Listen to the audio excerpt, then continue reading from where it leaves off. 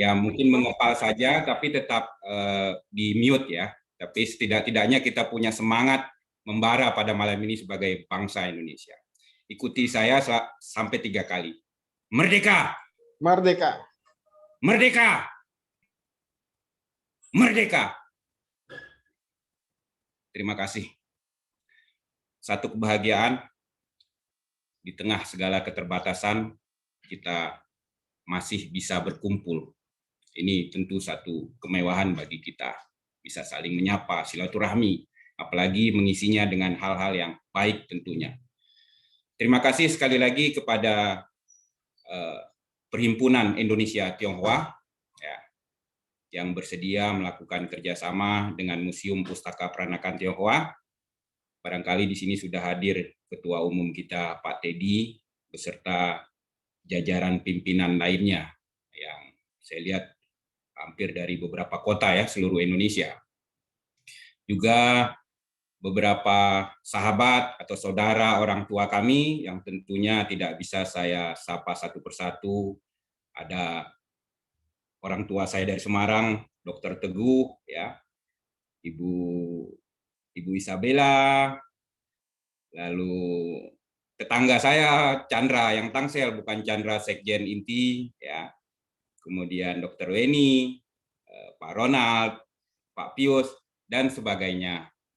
Izinkan saya memandu acara ini dengan kemampuan saya yang sebetulnya ini pengalaman pertama saya menjadi moderator. Jadi kalau ada salah-salah atau kurangnya mohon dimaafkan saja di awal ya. Tapi karena ini perintah dari Sekjen Inti, mau tidak mau harus mau. Dalam kesempatan ini, sebagaimana undangan yang sudah disebarkan, kita akan berfokus pada tema Husada atau Yang Seng-i sebagai salah satu sumbangsih tak ternilai bagi bangsa Indonesia. Nah, untuk acara kali ini, kita telah hadir bersama kita seorang narasumber, orang tua kita. Ya. Mungkin saya beberapa waktu yang lalu bertemu dengan beliau. Agak sulit mengendalikan diri di tengah keadaan seperti ini sebetulnya. Saya ingin coba memperkenalkan sekali lagi, walaupun semua sudah tahu, ya saya yakin, tetapi saya punya sedikit coretan tentang ayahanda saya ini. Dr. Lee, superhero Indonesia. Sosok ini menjadi superhero bukan karena mendapatkan kecelakaan di laboratorium atau menemukan benda sakti atau karena tersambar petir seperti Gundala Putra Petir. Lazimnya seperti superhero lainnya. Dr. Lee mendapatkan kekuatannya karena kombinasi wasiat bijak sang ibundanya. Sang ibunda berpesan, orang miskin tak boleh diperas. Karena panggilan jiwanya sebagai pelayan Tuhan serta rasa cintanya yang amat kuat terhadap tanah air, beliau mencoba meneruskan wasiat ibundanya. Beliau adalah penerus sejati dari Dr. Kwa Chuan Siu, seorang pendiri daripada Rumah Sakit Husada, orang tua kita pada masa yang lalu. Seperti ada kesamaan antara kedua orang ini. Jiwa sosialnya hampir mirip. Mereka mengabdi sepenuh raga dan jiwa untuk Indonesia dengan cara melayani pasien tak mampu, yang tak tersentuh, jauh di pelosok-pelosok. Jika Dr. Kwa lulusan Belanda, maka Dr. Lee adalah jebolan dari Jerman. Jalan Tuhan menempatkan Dr. Lee bertugas di rumah sakit yang sama. Bukan satu kebetulan, tetapi memang itu sudah rencana Tuhan. Mereka sama-sama mengabdi di rumah sakit Husada yang Seng-i. Demi cintanya kepada tanah air, terutama anak bangsa yang miskin dan sakit yang tak terjangkau oleh peralatan medis, Dr. Lee membangun rumah sakit apung berupa kapal laut. Ide gila sekali lagi, bahkan ditopang dengan harus menjual rumahnya sendiri sebagai modal awal. Kegilaan Dr. Lee memicu saudara-saudaranya yang lain untuk jatuh hati. Nah, anak muda, orang-orang tua, segala lapisan masyarakat. Untuk jatuh hati bersama-sama berjuang. Untuk kemudian mewujudkan mimpi tersebut, saya bayangkan seperti kegilaan atau ketergesaan para pemuda pada masa yang lampau ketika ingin secepat-cepatnya negeri ini dimerdekakan dari Belanda. Dr. Lee berhasil mewujudkan jiwa nasionalismenya tanpa batas. Sampai saat ini, saya menulis, beliau masih melayarkan kapal apungnya. Saya menulis sebelum kapalnya terbakar, sebelum kapalnya karam. Saya belum revisi tulisan saya. Beliau menjangkau ke segala titik yang sunyi, sepi dari perhatian. Superhero yang satu ini,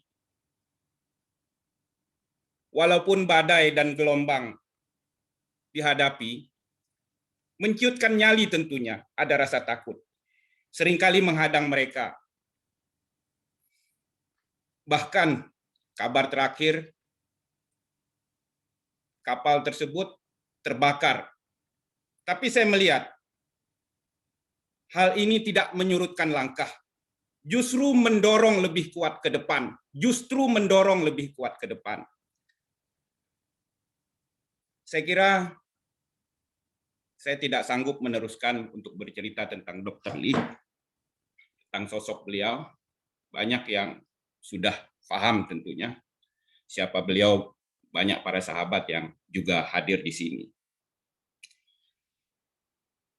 Berkenaan dengan tema kita malam ini, Rumah Sakit Husada, rasanya tidak ada sosok yang lebih pantas selain beliau untuk kita hadirkan sebagai narasumber. Rencana ini kita lakukan beberapa waktu yang lalu, ya, acara ini sebelum terjadi peristiwa yang saya sebetulnya kepengen acara ini diundur, tetapi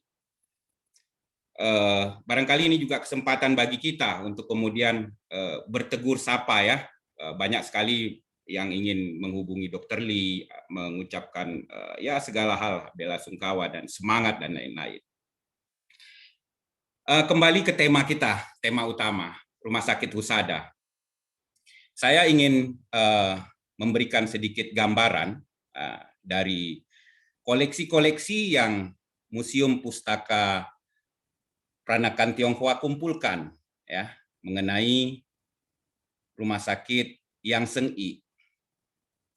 Satu rumah sakit, ya, yang merupakan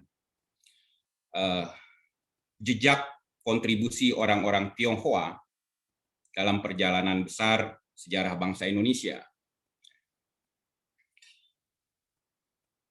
Dalam koleksi yang kami miliki, ketika didirikan 1924, rumah sakit ini masih bernama Yang Seng-I, ya, satu klinik, satu balai kesehatan saat itu.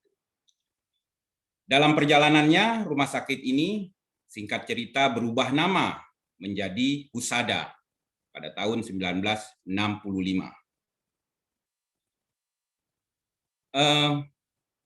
Banyak peristiwa perjalanan yang sudah dilalui, ya.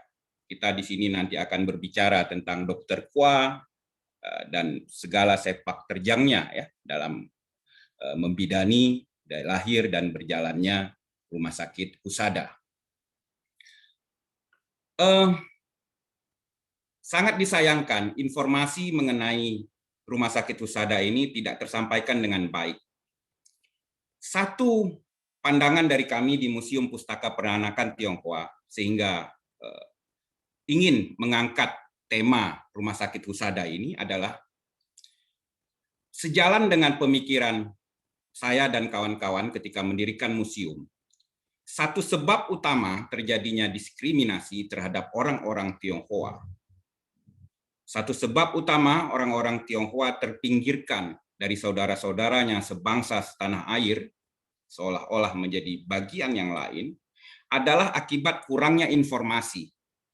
Akibat minimnya informasi, akses informasi yang didapat oleh masyarakat luas.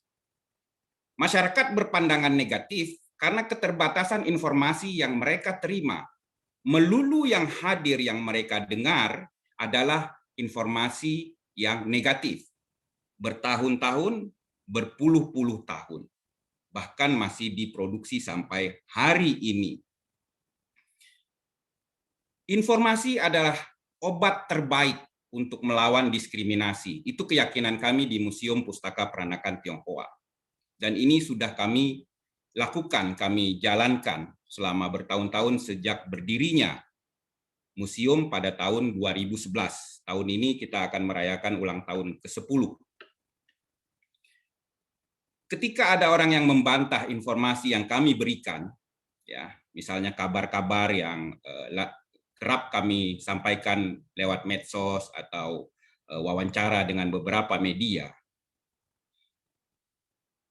Seringkali orang yang tadinya berpandangan negatif ketika sadar, ketika mengetahui bahwa jasa kontribusi orang Tionghoa begitu dahsyat, begitu hebat di segala sektor, maka mereka akan sadar.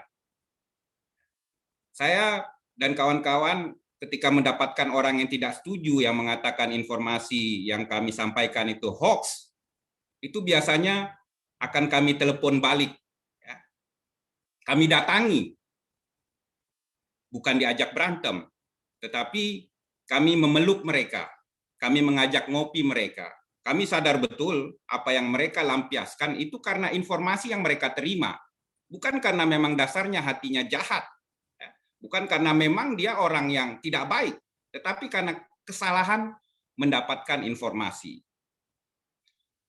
Nah, dan biasanya kami selalu berhasil. Jarang sekali misalnya orang yang berbeda pendapat tetap kekeh karena saya yakin kuda-kuda mereka lemah.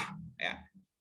Kami berdasarkan informasi koleksi yang ada di museum, fakta dan data yang memang tidak bisa dilawan dan mereka tidak punya alternatif lain untuk berhadapan.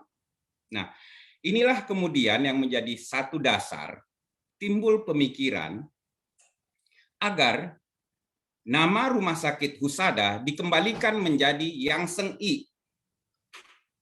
Agar orang tersadar bahwa ini adalah satu bagian penting dari perjalanan sejarah bangsa, kontribusi yang tak ternilai. Ini yang kami inginkan sebetulnya. Jika namanya tetap Husada, jangankan orang-orang Tionghoa, orang non-Tionghoa, generasi muda Tionghoa saat ini pun banyak yang tidak tahu kalau ini ternyata didirikan oleh orang Tionghoa pada suatu masa. Apalagi generasi muda yang non-Tionghoa.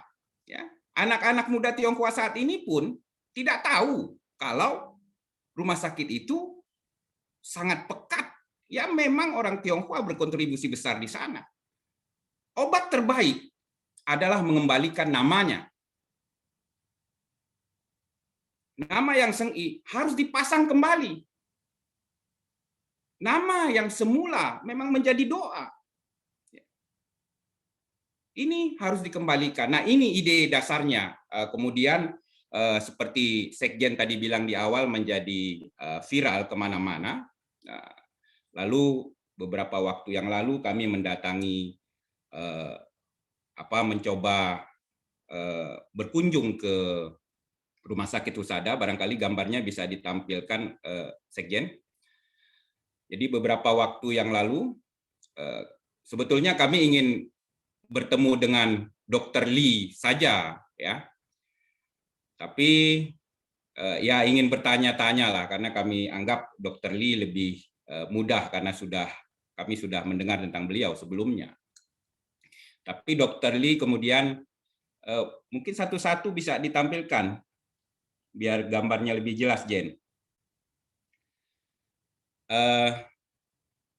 Dr. Lee mengajak kami untuk berkeliling, bahkan bertemu dengan beberapa pihak yayasan. Ya, tentu kami istilahnya sambil minum air menyelam, ya.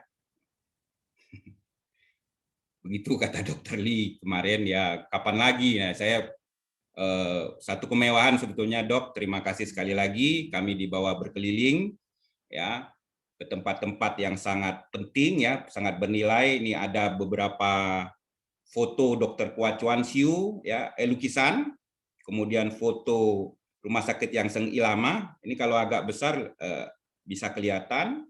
Lalu beberapa prasasti daripada penyumbang dan bangunan-bangunan lama di belakang. Kami berkeliling cukup luas juga, 7 hektar, hampir 7 hektar rumah sakit ini. Saya juga baru mengerti ini sangat luas ketika berkunjung ke sana.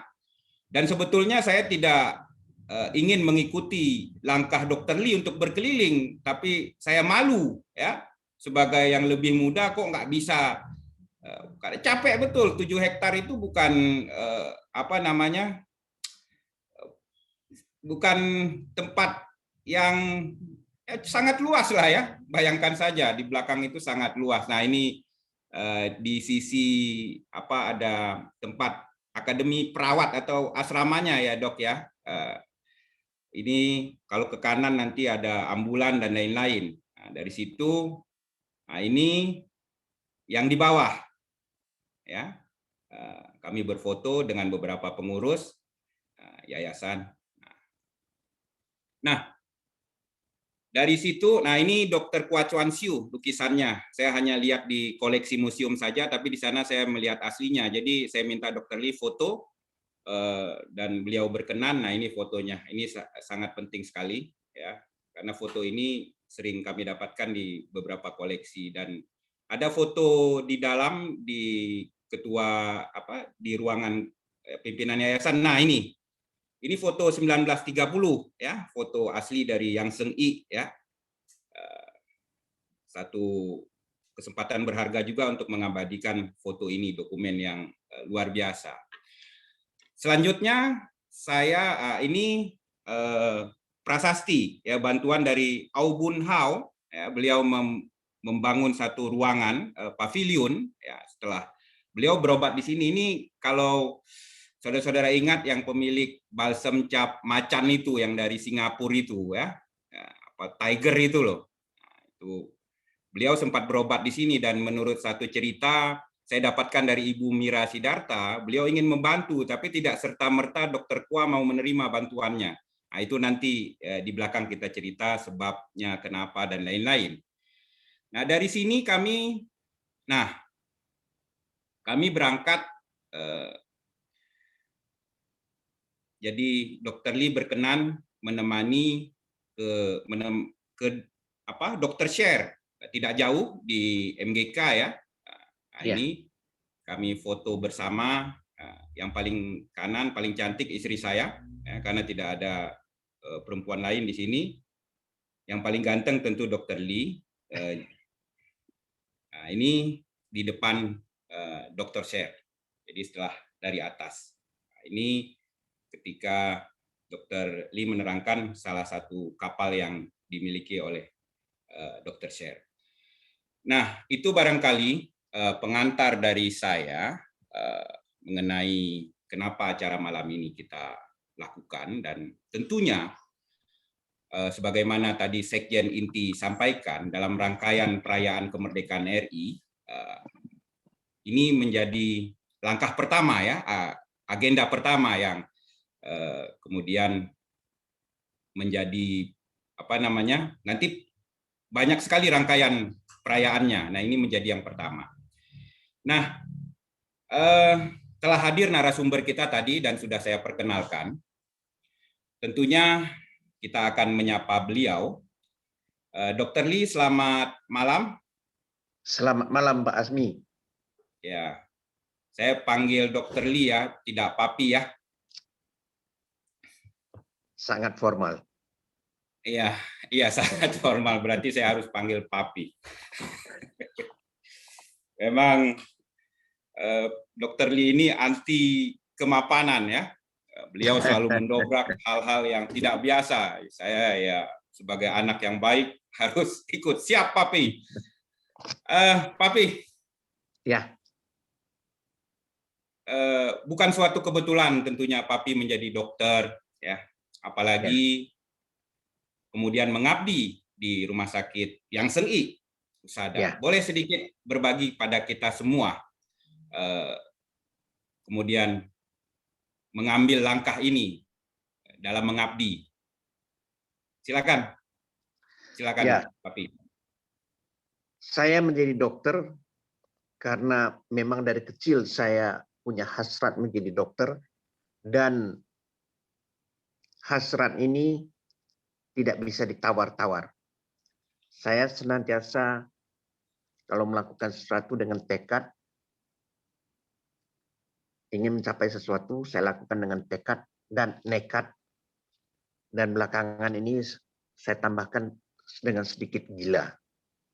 Unsur gila sedikit harus ada, karena kalau orang waras akan banyak pertimbangan dan pemikiran yang akan menyebabkan seseorang menjadi takut, lalu apa yang ingin dicapainya menjadi terbengkalai atau malah tidak jadi dilakukan. Kalau orang agak sedikit gila, orang gila itu tidak takut apa-apa. Jadi di samping tekad, harus nekat, dan unsur gilanya juga harus ada. Kalau Anda lihat apa yang pernah saya lakukan di dalam hidup saya, ketika saya kecil, saya ingin menjadi seorang dokter karena terinspirasi adik saya yang setahun lebih muda dari saya harus meregang nyawanya hanya karena diare yang sekian puluh kali sehari diderita dia, dan keluarga kami tidak punya kemampuan untuk mengobatinya. Ketika saya beranjak besar, saya melihat dan merasakan kepedihan hati ibu saya setiap kali beliau bercerita tentang bagaimana adik itu harus meregang nyawa di dalam pangkuannya tanpa mama bisa melakukan sesuatu untuk menolong dia. Dan ketika saya beranjak besar, mulai mengerti persoalan, saya berhasrat dan berjanji akan menjadi seorang dokter untuk memberikan bantuan kepada mereka yang membutuhkan. Dalam bahasa saya ingin menyeka air mata kesedihan yang mengalir di pipi orang tua dan menggantikannya dengan air mata kegembiraan, air mata keharuan. Banyak orang yang tidak percaya saya bisa menjadi seorang dokter karena sudah sering saya mendengar, kalau kamu mau jadi dokter, siapa yang bayar uang sekolahmu? Itu semua mahal. Tapi saya katakan, saya tidak peduli, saya mau jadi dokter, titik. Walaupun banyak rintangan, satu persatu bisa saya atasi, dan akhirnya toh seperti yang saya doakan bertahun-tahun lamanya. Setiap pagi saya ke gereja jam 6. Saya berdoa selalu saya ingin menjadi seorang dokter yang sekolah di Jerman. Mengapa di Jerman? Saya juga tidak tahu. Dan ternyata bertentangan dengan apa yang diprediksi orang, saya itu tidak mungkin menjadi seorang dokter, apalagi yang sekolah di Jerman. Saya toh akhirnya berhasil menjadi seorang dokter, sekolah di Jerman, dan bermukim hampir 20 tahun lamanya di Jerman. Jadi untuk saya kuasa doa itu sungguh besar. Kalau Tuhan berkehendak, pastilah terjadi. Itu ke satu. Kedua, saya tetap mengingat petuah ibu saya.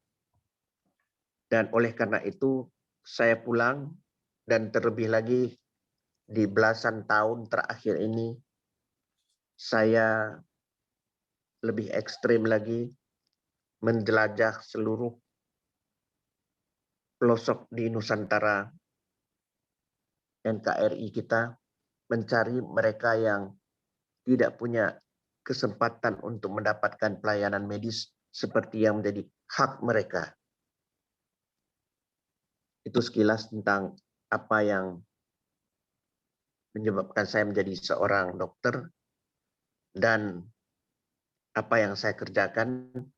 Dan yang terakhir, Anda tahu, kami membuat rumah sakit di atas kapal agar kami bisa mencapai mereka yang membutuhkan bantuan kami, uluran tangan kami, tapi tidak punya kesempatan untuk itu.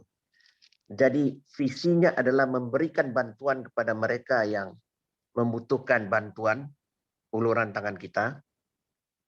Lalu alat untuk itu adalah membuat sebuah rumah sakit di atas kapal.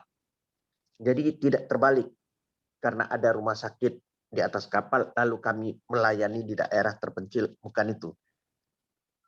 Melayani di daerah terpencil, untuk itu dibikinlah sebuah rumah sakit di atas kapal, itu rumah sakit apung. Saya tekankan ini karena ini adalah cara berpikir kami, cara berpikir saya. Khususnya pada hari-hari ini, sejak 2-3 hari ini, makin nyata di dalam cara berpikir saya, karena 2 hari yang lalu, kapal kita, Rumah Sakit Apung, Dr. Lee Darmawan, mengalami musibah dan tenggelam di perairan antara NTT, NTB. Tapi itu tidak menyurutkan langkah kami, tidak mematahkan semangat saya, tidak membuat saya putus asa. Sebaliknya, visi tetap, visi memberikan bantuan kepada mereka yang membutuhkan bantuan kita,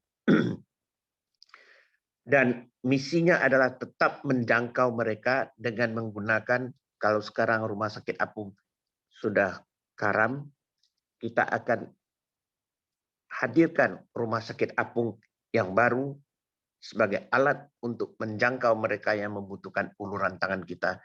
Nun jauh, ribuan kilometer dari ibu kota NKRI tercinta, Jakarta.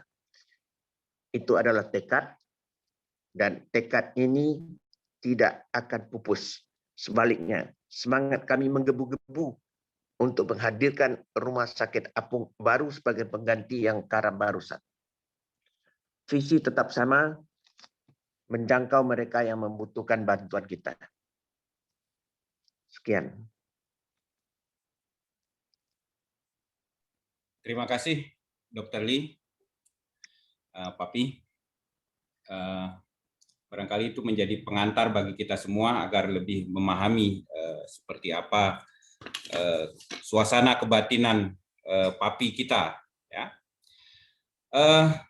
Di sini kita seperti melihat sosok Dr. Kwa Chuan Siu, seolah terasa identik. Dr. Kwa Chuan Siu mendirikan Yang Seng I pada tahun 1924. Barangkali juga karena tidak hanya tekad dan nekat, tapi juga gila, sama seperti Dr. Lee sampaikan. Entah kenapa orang ini terasa begitu mirip. Dr. Kwa tahun 24 mendirikan ini juga karena ada masyarakat yang boleh dikatakan tidak terjangkau, ya, bahkan penjajah pada saat itu sangat abai.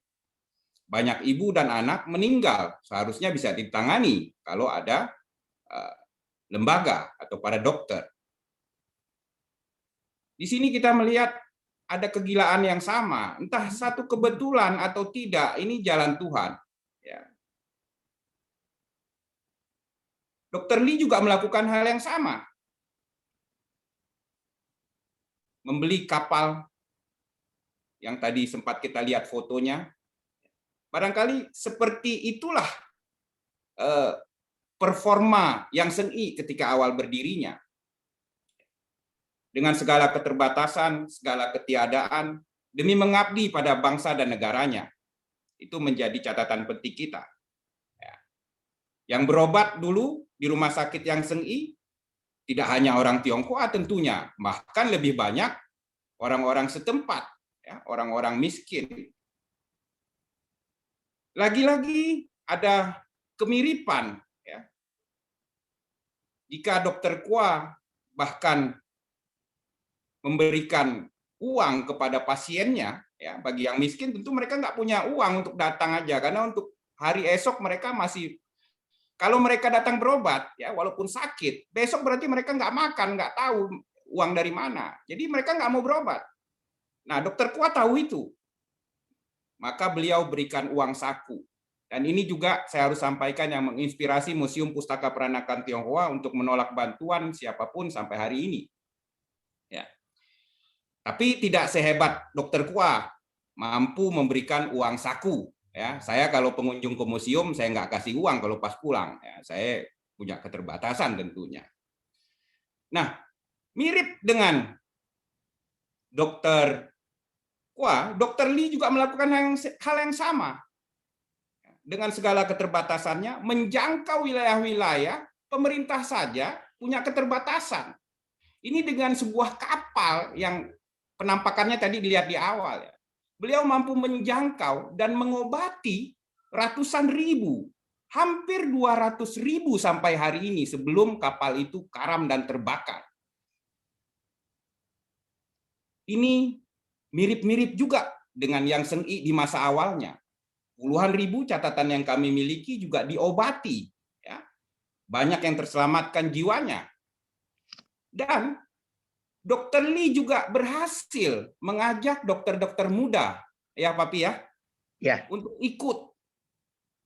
Dan kebanyakan jelas anak-anak muda Tionghoa. Kan mirip-mirip ini ceritanya. Dulu juga dokter Kua semangatnya mampu menarik energi dokter-dokter lain, perawat lain, medis, ya, untuk kemudian ikut bersama, ikut gila, ya, ikut. Nah, mungkin bahasanya kita ikuti ini karena sudah dijelaskan apa gila artinya itu, jadi kita ikut tafsir dokter Lee ya, bukan tafsir yang lain ya. Nah, dan bagaimana kemudian orang-orang membantu dokter Kua pada suatu masa yang lampau. Saya mendapatkan beberapa catatan di museum koleksi. Orang menikah itu di undangannya, ya. Nanti kalau yang bawa uang, ya, uangnya itu 100% akan saya sumbangkan kepada Dr. Kua Chuan Siu, kepada rumah sakit Yang Seng-I. Pasangan muda ini kerap kali bukan pasangan yang berada, tapi mereka berharap dengan memberikan uangnya, maka menjadi berkat bagi mereka sebagai pasangan muda dalam mengarungi hidup. Itu satu pencapaian yang luar biasa pada masa yang lampau sebetulnya. Ya. Nah, ini kami dapatkan beberapa perkawinan gitu ya, di media massa dipasang itu iklan ya. Nah, ini kan lagi-lagi sama dengan Dr. Lee, di mana juga orang, saya yakin bagaimana support terhadap Dr. Share tidak hanya dari orang-orang berada, tapi juga orang-orang yang tidak mampu, bahkan tidak punya uang, dia punya tenaganya, ingin bersama Dr. Lee bisa bermanfaat dalam hidup. Kira-kira begitu ya, Dok ya. Kan ya. Ini ya yang punya uang sedikit beri sedikit, tidak ada istilahnya ini khusus untuk orang-orang tertentu. Luar biasa, seolah-olah seperti reinkarnasi tanda kutip. Ya. Dan inilah upaya merajut kebangsaan, implementasi. Orang banyak bicara gagasan atau ide, tapi kemudian tergagap ketika mencoba mengimplementasikannya. Ya, orang kita memang kebanyakan pintar omong. Nah, kita kan berada di depan sosok luar biasa yang kemudian seiring antara gagasan dengan perbuatan. Nah, barangkali dokter bisa membagikan ini apakah hanya satu kesamaan atau memang dokter sudah tahu tentang Dokter Kua karena di Husada?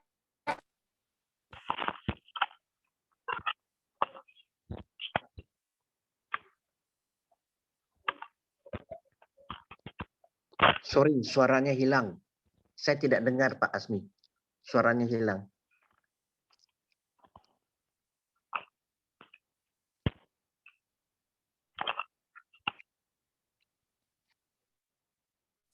Saya tidak dengar suaranya. Oh, sudah dok. Oh, sekarang ada lagi. Ada. Ya, oke. Silakan dok. Tentang persamaan tadi. Kalau dulu di zamannya almarhum Dr. Kua, orang menyumbang, sekarang juga banyak orang menyumbang Dr. Share. Yang sekarang ada, banyak yang saya lihat menyumbang 5.000 sampai 10.000 per bulan secara rutin. Kalau orang itu menyumbang 5.000 sampai 10.000 per bulan, saya yakin mereka bukanlah orang yang berada, tapi mereka merasakan bahwa ini adalah suatu hal di mana kita bisa ikut membantu mereka yang nasibnya lebih jelek daripada nasib kita yang berada di Jakarta ini. Dan saya merasa banyak di antara kita yang belum pernah sampai ke puncak gunung di Papua atau pernah sampai di pulau-pulau terpencil di Maluku sana misalnya. Kita suatu negara kepulauan terdiri dari lebih dari 17.000 pulau. Kami sudah sampai ke pulau-pulau terpencil, terluar, dan sampai ke puncak gunung yang tertinggi yang dihuni manusia di Papua. Saya pernah berada di puncak gunung yang ketinggiannya menurut literatur yang saya baca itu 2.900 meter di atas permukaan laut. Dan ya, saya pernah tersesat di tengah hutan itu sendirian malam hari. Bukan sendirian, berdua. Sesuatu yang sangat menakutkan. Dan saya harap tidak akan terjadi lagi dalam hidup saya. Tersesat di tengah hutan belantara Papua. Kalau tadi Anda mengatakan atau menceritakan tentang ada pasangan yang memasang iklan saat pesta pernikahan mereka, seluruh hadiah yang mereka terima akan mereka serahkan untuk Yang Seng-i. Kurang lebih hal yang demikian pun saya lakukan. Kalau saya dipanggil untuk memberikan ceramah, entah di TV ataupun di mana, honor yang saya terima, saya serahkan untuk pelayanan Dr. Share. Hasil pekerjaan saya di Husada, di Yang Seng-i, itu adalah untuk kehidupan kami sekeluarga. Tapi penghasilan saya yang ada kaitannya dengan Dr. Share, di luar dari penghasilan saya di Husada, itu diuntukkan, selalu saya berikan untuk Dr. Share. Begitulah kurang lebih kesamaan atau kemiripannya Pak Asmi. Iya. Ya, Bu Asmi, saya interupsi sedikit. Silakan, Jen. Jadi, Papi ini, Dokter Lee ini cukup rendah hati. Lalu di luar banyak sekali cerita, Dokter Lee itu menggratiskan biaya operasi bagi orang-orang yang tidak mampu. Entah usus buntu atau apapun itu. Ketika pasien yang datang tidak mampu, Dokter Lee tidak tega untuk mengambil biaya kepada mereka yang tidak mampu. Sudah banyak terdengar cerita itu, bahkan salah satu teman saya pun mengalami hal yang serupa. Ketika mengalami operasi usus buntu, Dokter Lee tidak sampai tega menarik biaya atas dirinya pribadi. Mungkin itu yang perlu digali lebih dalam dari Dokter Lee. Atau mungkin Papi bisa cerita sedikit berapa banyak pasien yang kadang Papi tidak tega untuk menarik biaya operasi. Silakan Papi. Ya, oke, Chan. Papi adalah orang yang merasakan di diri sendiri. Papi tidak melihat gambar lagi di sini sekarang. Apakah kalian bisa melihat Papi? Papi lanjut aja ya. Ya, terlihat. Ya, oke.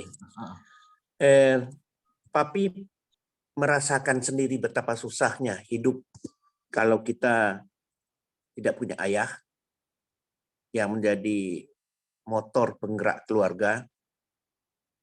Dan Papi bisa merasakan apa yang terkandung di dalam pikiran almarhumah Mama ketika beliau memberikan nasihat kepada Papi. Kalau kamu suatu saat menjadi dokter, jangan kamu ambil uang orang miskin. Mereka akan bayar kamu, tapi di rumah mereka akan menangis karena mereka tidak punya uang untuk membeli beras. Petuah ini selalu teringat oleh Papi, dan itulah yang menyebabkan Papi ketika tahu ada orang tidak punya, Papi memberikan bantuan kepada mereka. Apalagi kalau kita pergi ke daerah-daerah. Di Jakarta saja, yang namanya orang kurang mampu itu masih bisa makan. Tapi di daerah, kita bisa menangis melihat bagaimana orang tua berjuang untuk memberi makan kepada anak-anaknya. Mereka pergi ke tengah hutan, mereka ambil dedaunan yang muda dari pohon-pohon, mereka rebus itu lalu mereka tumbuk, dan itu kadang-kadang merupakan makanan bagi anak-anak mereka. Tegakah kita? Papi tidak tega melihatnya. Dan di mana Papi bisa membantu, Papi bersyukur Tuhan memberi hari seperti ini kepada Papi. Dan nikmat ini, kebahagiaan ini, berkat ini, inilah yang Papi coba salurkan kepada mereka, agar mereka juga bisa merasakan kebahagiaan dan merasakan berkat Tuhan disalurkan kepada mereka melalui perbuatan, melalui uluran tangan kita. Itu adalah pemikiran dasarnya, Chan. Luar biasa, Papi. Kami sampai merinding ini mendengar kata-kata Papi. Ada satu cerita lagi, Bung Asmi mungkin yang belum Bung Asmi tahu. Selain tadi terkenal nekat dan gila, ini ada satu cerita dokter ini waktu itu operasi jantung. Iya. Nah, begitu selesai, bukannya istirahat, malah langsung ikut baksos ke Baduy. Waduh. Ikut jalan kaki itu mau 5-10 km kayaknya. Kita yang muda-muda masih tergopoh-gopoh, dokter ini jalan di depan. Boleh ditanya itu cerita di sharing itu, Papi. Bagaimana waktu itu, apa yang menyemangati seorang dokter Lee sampai bisa sebegitu kuatnya? Chan, suaramu hilang, Chan. Boleh diulang sekali lagi? Papi nggak dengar. Suara Ya, saya Papi. kedengaran nggak, Papi? Sekarang ada sedikit suaranya, tapi tolong agak keras. Bukan karena pendengaran Papi yang mulai menurun, Chan. Tapi ini teknis. Ya, Jadi, Papi. Suara saya kesalahan terdengar. tidak terletak di kuping Papi. Ya. Suara saya terdengar, Papi? Ya, sudah mulai agak merdu sedikit. Iya. Papi tolong cerita, kenapa waktu itu setelah operasi jantung, Papi bisa begitu kuat, langsung ikut baksos ke Baduy. Bareng kami ini. Kami yang muda jalan kaki sudah begitu lelah, tapi Papi terus jalan terus. Masuk ke dalam perkampungan Baduy tanpa mengenal lelah, padahal baru saja dipasang ring orang-orang itu. Ya, itulah tekad, Chan. Itulah tekad. Tekad dan nekat. Dan ada bumbunya satu lagi yang ketiga yang sudah diungkapkan tadi oleh Pak Asmi. Gila. Kalau sudah ada tekad dan nekat, tidak ada perhitungan lainnya. Papi ingat sewaktu Papi masih di dalam pendidikan di Jerman dulu, guru Papi kadang-kadang memberikan atau seringlah memberikan tugas. Dan kadang-kadang tugas itu tugas yang berat. Dia pernah mengajukan pertanyaan ini di depan teman-teman kolega semuanya. Lee, saya memberikan tugas kepada kamu, kadang-kadang tugasnya itu berat, dan kamu tidak pernah mengatakan kamu tidak sanggup. Dari mana kamu dapat optimismenya kamu itu? Saya heran, optimisme kamu luar biasa, katanya. Dia tidak tahu, kadang-kadang papi juga merasa tugas itu berat, rasanya sulit untuk menyelesaikannya. Tapi tekad bahwa saya harus menyelesaikan, saya bisa menyelesaikan, dan nekat mengambilnya serta menjalankannya tanpa hitung-hitung untung ruginya. Dan ini kalian lihat semuanya sampai hari ini, yang terakhir yang kalian lihat adalah merealisir pemikiran untuk menghadirkan sebuah rumah sakit apung. Belum pernah ada orang membuat di dunia ini rumah sakit di atas sebuah kapal yang begitu kecil, dari kayu pula, dan sudah uzur pula usianya kapal itu. Hanya karena uang yang ada di kantong papi saat itu cukup untuk membeli sebuah rumah sakit yang ukurannya kira-kira 20 meter, lebih daripada itu tidak mungkin. Dan tekad ini diikuti dengan nekat tanpa menghitung-hitung kesulitan dan hambatan yang bakal dihadapi.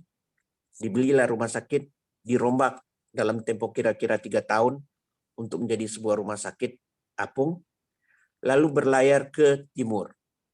Apakah papi waktu itu tahu bahwa 1 mil laut membutuhkan 6-8 liter BBM? Oh tidak. Yang ada terpikirkan oleh papi adalah kalau mobil jalan 1 liter bisa menempuh jarak 10-12 km. Kalau kapal begitu juga.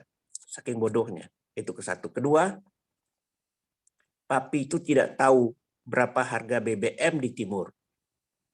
Kita sekarang sudah tahu harga BBM di timur 10 kali lipat harga BBM di Jakarta. Seandainya papi tahu waktu itu dan agak waras, ini tentu akan menjadi perhitungan untung rugi bagaimana memfungsikan sebuah rumah sakit apung, barangkali akan jadi lebih takut dan tidak ada proyek seperti ini, tidak ada rumah sakit apung, tidak jadi proyek ini. Tapi oleh karena tidak tahu, tekadnya ada, nekat lagi, bodoh, tidak tahu apa-apa, dan naif atau gila. Terjadilah kombinasi ini menyebabkan terjadinya program, proyek, dan adanya rumah sakit apung. Seperti yang kita kenal, Bahenol, yang sayangnya 2 hari yang lalu harus tenggelam karam di laut antara NTT dan NTB. Ya, gitu. Ya, Papi. Terima kasih sudah menginspirasi kami yang muda-muda ini. Tapi Papi, saya juga pernah baca di salah satu koleksinya Museum Mbak Asmi waktu itu saat berkunjung. Ada kisah Papi waktu pertama kali bekerja di Yang Seng-i. Kalau nggak salah Papi pernah dituliskan di situ terkena demam berdarah tapi tetap berusaha masuk kerja. Entah karena takut dipotong gajinya atau takut dipecat waktu itu. Tapi ceritanya begitu menarik. Boleh Papi ceritakan lagi kisah waktu pertama kali? Ya, cerita itu sudah begitu lama, Mas. Ingat-ingat lupa, Papi. Tapi Papi tahu waktu itu Papi demam dan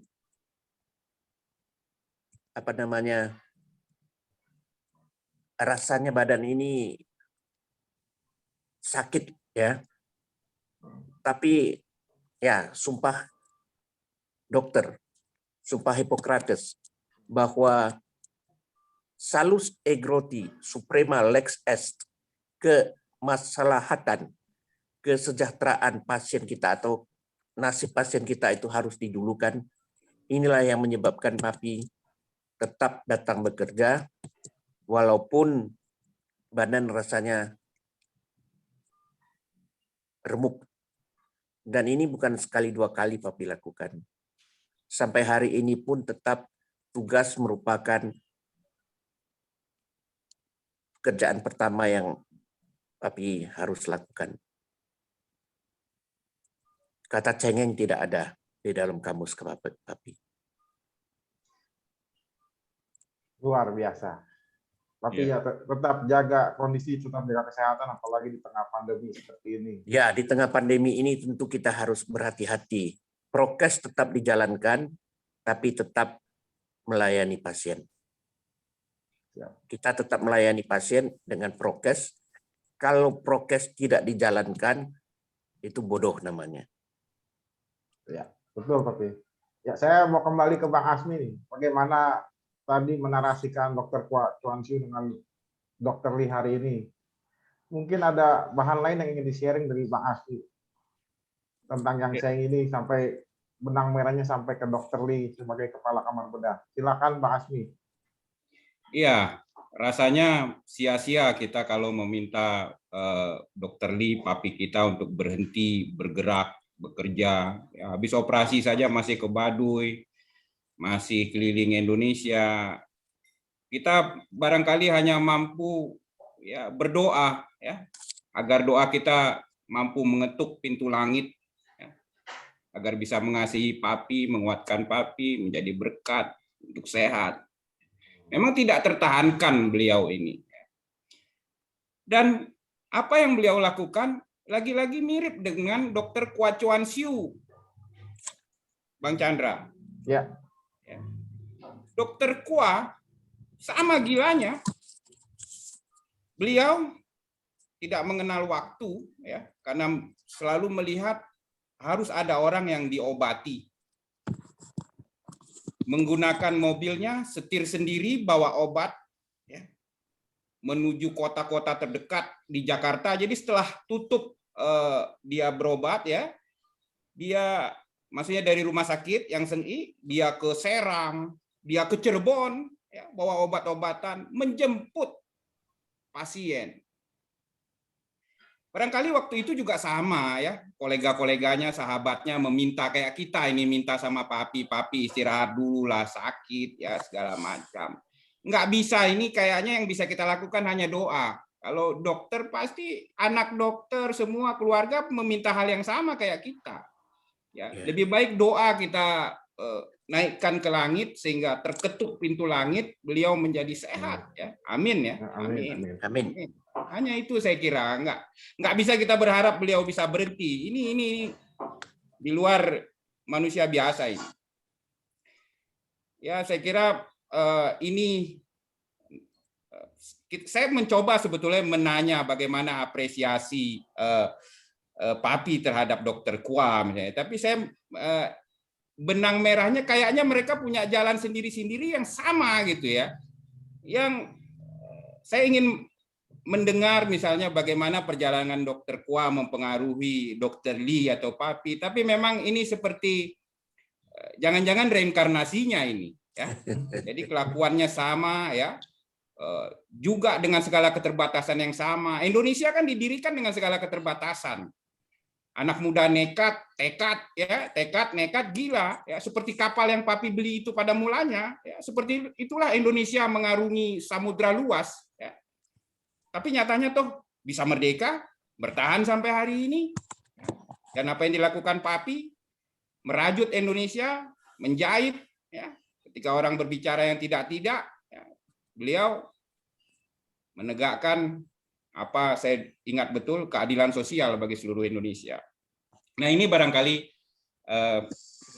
ya kita harus menahan diri untuk melarang papi, Chandra. Dan kawan-kawan saya, tapi mohon doa kalian. Iya, itu insya Allah ya, siap papi. Ya, Bung Asmi, satu hal tadi bicara tentang Dr. Kwa ikut aktif dalam perang kemerdekaan. Ya. Mungkin sedikit yang tahu Dr. Lee juga seorang aktivis 98 seperti Bang Asmi. Ya.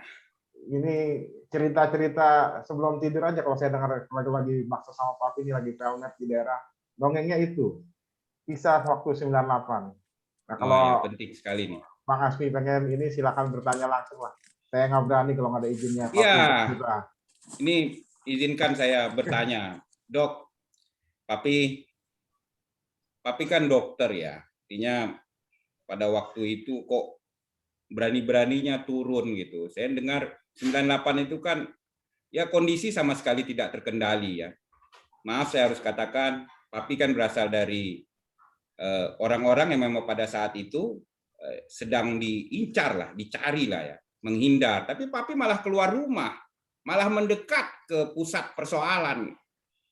Ini kan mohon Papi berbagi, kenapa bisa sampai itu?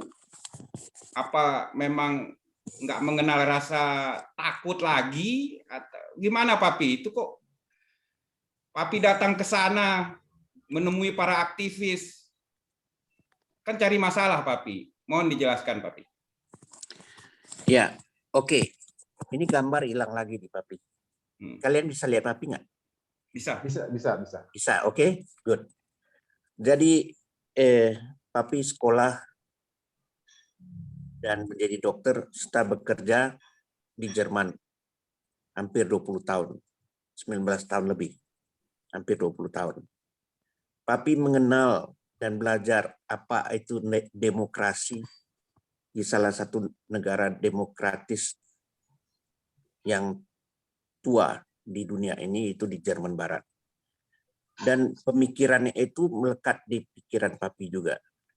Ketika Papi pulang, Papi melihat dan merasakan ada kesempatan di tahun 98 itu ketika mahasiswa turun ke jalan untuk menyuarakan aspirasi rakyat, dan Papi menganggap ini adalah kesempatan untuk ikut bekerja sama dengan mereka yang mau mendemokratisasi negara kita.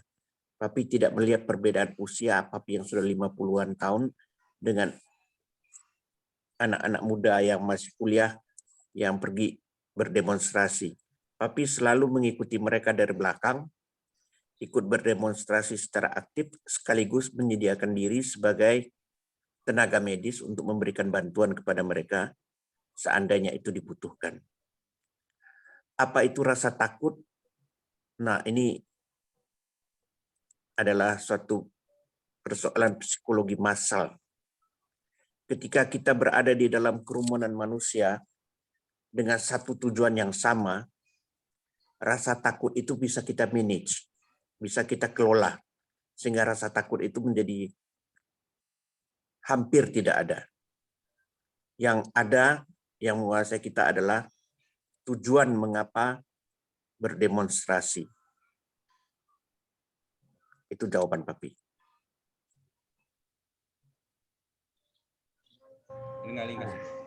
Luar biasa.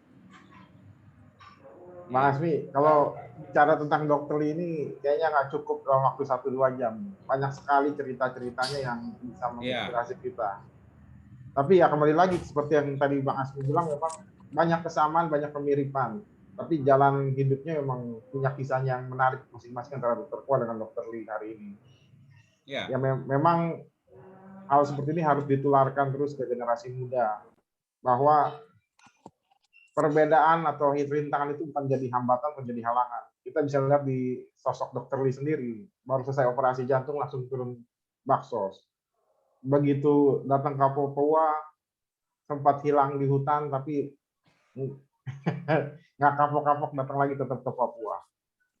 Dan memang 2 hari lalu kita baru mendengar kabar duka tentang terbakarnya Bahenol, rumah sakit apung pertama Dokter Lee, yang kebetulan saya juga ikut dalam persiapannya semenjak dari kapal itu dibeli sampai pelayaran pertama. Itu benar-benar butuh perjuangan. Mungkin kemarin Bang Asmi sempat diceritakan sekilas bagaimana kisah kandasnya kapal itu. Tapi lebih baik kita minta Dokter Lee cerita lagi bagaimana kisah itu kapal dibeli dan sampai kandas dan baru belayar hampir setahun lamanya.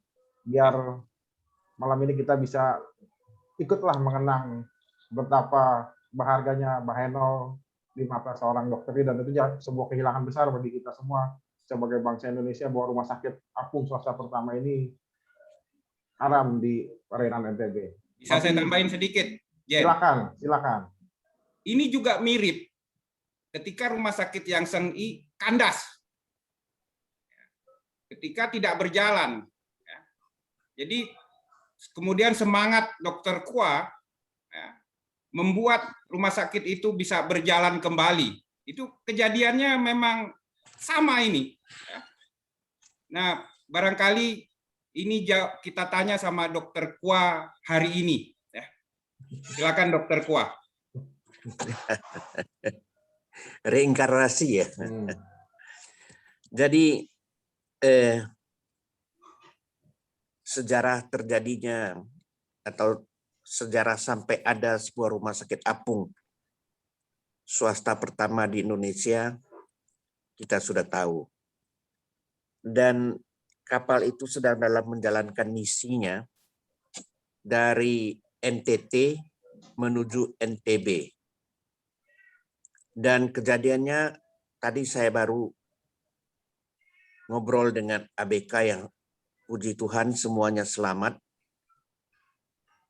Apa yang terjadi? Kejadiannya menurut cerita mereka sangat cepat. Mereka semua berada di ruang kemudi.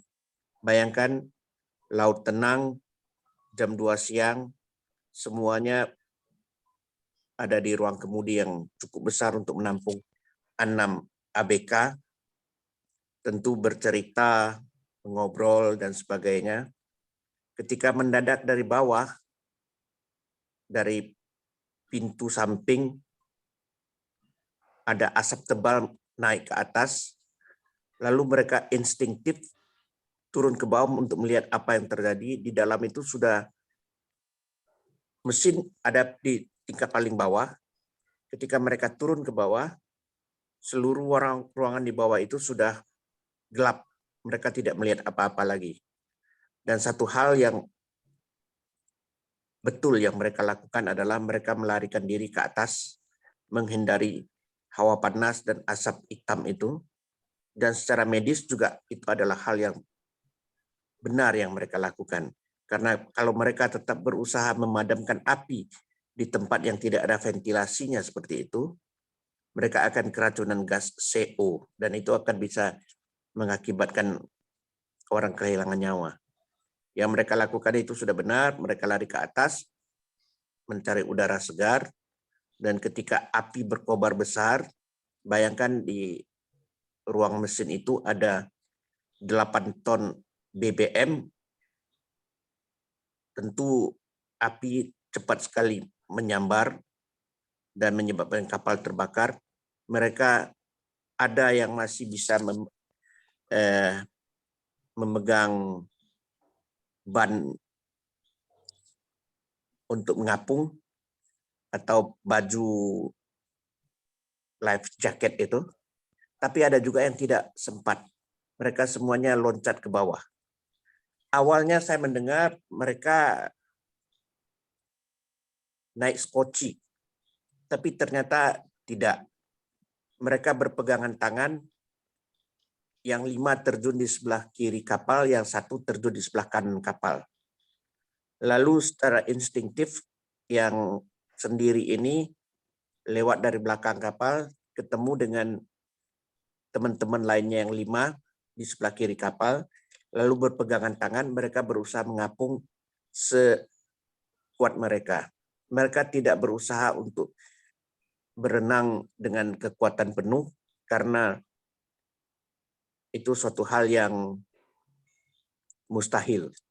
Mereka berserah pada nasib, dan sesudah lebih dari 2 jam, ya kurang lebih 2 jam lah, tidak ada yang bisa melihat jam. Ada sebuah kapal Roro yang sedang dalam perjalanan menuju Surabaya, melihat lalu mengambil mereka satu persatu dari tengah laut. Saya bersyukur kepada Tuhan ada kapal Roro yang dikirim oleh Tuhan untuk menyelamatkan ke-6 kru kapal Rumah Sakit Apung Dr. Liwi Darmawan itu. Dan walaupun ini sesuatu yang sedih, saya sangat sedih mendengar kisahnya ini. Tapi saya tahu saya tidak boleh larut terus-terusan di dalam kesedihan. Tapi sebaliknya, karena visi kita adalah memberi bantuan kepada mereka yang membutuhkan, maka ada Rumah Sakit Apung Jadi rumah sakit apung adalah alat untuk memberikan bantuan kepada mereka yang membutuhkan. Nun jauh di sana di pelosok-pelosok saya akan bekerja dan sudah mulai bekerja untuk menghadirkan rumah sakit apung yang baru agar kita bisa dalam tempo yang sesingkat-singkatnya memberikan bantuan kepada mereka yang menunggu uluran tangan kita di daerah 3T. Itu adalah apa yang terpikirkan oleh saya saat ini dan apa yang saya kerjakan. Saya tidak akan menyerah, saya tidak berputus asa.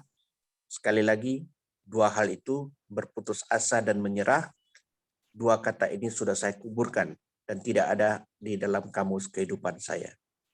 Yang ada semangat yang menggebu-gebu dan keyakinan dan tekad untuk menghadirkan sebuah rumah sakit apung baru untuk menjangkau mereka yang membutuhkan bantuan dari kita. Itu adalah tekad saya. Luar biasa, Pak Pi. Kita semua selalu mendoakan tetap semangat. Ini ada rencana indah Tuhan mungkin di balik semua ini. Tapi kalau boleh tanya, posisi kapalnya sudah tenggelam di dasar laut? Atau memang masih terlihat? Atau ada rencana nanti mau ditarik ke Jakarta atau gimana?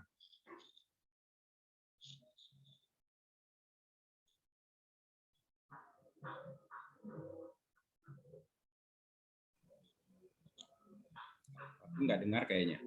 Iya. Tapi mesti di-unmute dulu sepertinya.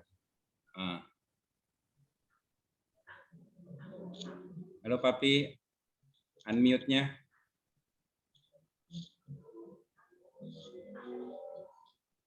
Ya, Bang Asmi, kalau Ya. kita tadi mendengar cerita Dr. Lee memang dan begitu tegar menceritakan bagaimana anak sulungnya ini. Kapal pertama seperti anak sulungnya Dr. Lee ini. Tapi begitu tegar berceritakan, begitu tetap semangat. Memang kita seperti melihat reinkarnasi Dr. Kwa ya. Yang waktu itu begitu selesai tugas di rumah sakit langsung terus maju ke garis depan, mengobati para pejuang kita, membawa obat-obatan. Seperti tadi, rasa takut, rasa putus asa itu tidak ada itu di kamusnya Dr. Kwa juga saat itu ya.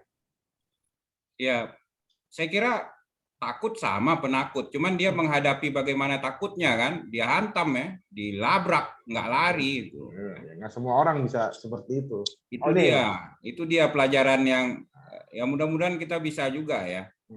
Tapi saya berharap ya ini sembari itu Papi udah bisa. Ya, mesti di unmute dulu, masih di mute speakernya. Speaker Papi, speaker. Mic-nya mesti di unmute dulu. Ya. Ada masalah dengan jaringan. Tapi saya kira begini, sembari menunggu Papi ya. Ya. Mudah-mudahan sembari menunggu kapal yang baru, ya. Ini ora et labora tentunya, tidak hanya doa-doa saja. Ya, bagaimana kemudian Husada juga bisa kembali namanya menjadi Yang Seng-i. Jadi berbarengan nanti dirayakannya itu, Jen. Ya. Jadi itu semangat yang menurut saya juga karam. Ya. Karam terbakar itu, ya, nama yang pernah terbakar. Ya. Dampaknya luar biasa sampai sekarang. Saya kira ini harus menjadi upaya kita bersama juga. Jadi bisa bareng itu nanti dua-duanya. Amin. Kita doakan sama-sama. Tapi bisa di-unmute dulu speakernya. Masih ada gangguan sepertinya. Barangkali dibuka ke pertanyaan aja, Jen. Ya, silakan Bapak Ibu yang ingin bertanya bisa raise hand atau menuliskan di kolom chat, nanti kami baca. Ya. Ada beberapa sudah penuh juga di kolom chat kita nih. Saya lihat ini, wah banyak sekali yang memberikan dukungan dan salam untuk Dr. Lee. Oh ini ada Christopher Nugroho juga dari Tegal. Bersama Dr. Lee tahun 2008 kami mengadakan pengobatan gratis 10.000 orang dan mendapatkan rekor muri. Wah, ini teman lama juga ini, senior juga di INTI. Chris Nugroho, Papi mungkin masih ingat. Christopher Nugroho.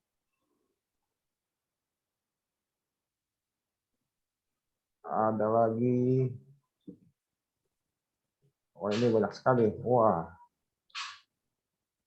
Banyak sekali nih di kolom chat Bang Asmi yang ingin menyampaikan dukungan juga ucapan selamat kepada Bung Asmi.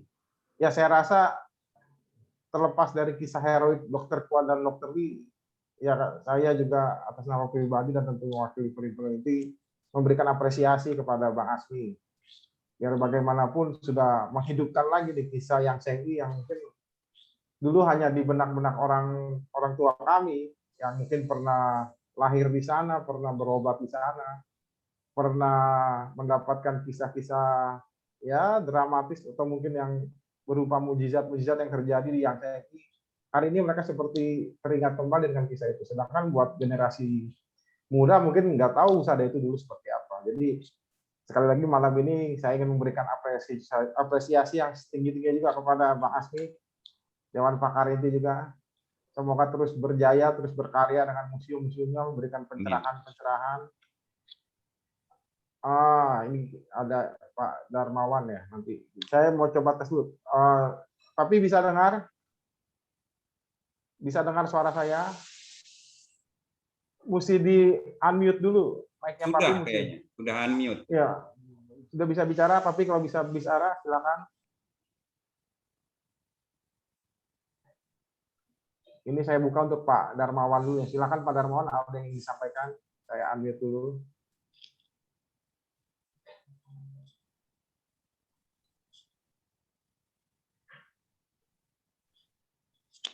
Halo. Ya, silakan Pak Darmawan. Ada yang ingin disampaikan? Ya. Saya sangat appreciate perjuangan Dr. Lee yang mungkin tidak banyak orang yang mampu jangankan bilang menandingin, tapi untuk berpartisipasi aja ya, appreciate sekali. Dengan musibah ini kira-kira apa rencana Dr. Lee untuk mewujudkan kembali misi kemanusiaan untuk bangsa Indonesia, terutama yang para marginal di mana di pelosok non jauh di sana, yang mungkin saya sendiri juga suka berpetualang, tapi kemungkinan untuk apa yang Dr. Lee lakukan itu jauh dari kemampuan saya. Jadi kalau boleh saya bertanya, kira-kira apa rencana ke depan Dr. Lee untuk membangun kembali kapal itu, dan dibutuhkan biaya berapa sehingga mungkin walaupun banyak teman yang walaupun tidak banyak tapi bisa saling gotong royong lah, bagaimana semangat bangsa Indonesia kan gotong royong. Hulubis kuntul baris kalau nggak salah saya waktu kecil ya tahun-tahun 60-an gitu, 50-an 60-an gitu ya. Jadi supaya mohon untuk Dr. Lee berkenan memberikan suatu wacana ya apa yang kedepannya dan apa yang bisa kita bantu. Ya sekedarnya ya Pak, mungkin tidak banyak tapi sekedarnya begitu. Terima kasih, selamat malam. Semoga Tuhan memberkati Dr. Lee sekeluarga. Wah, hilang. Ya, terima kasih Pak Darmawan Amsodirejo di Surabaya. Sudah hilang tadi suaranya. Selanjutnya jika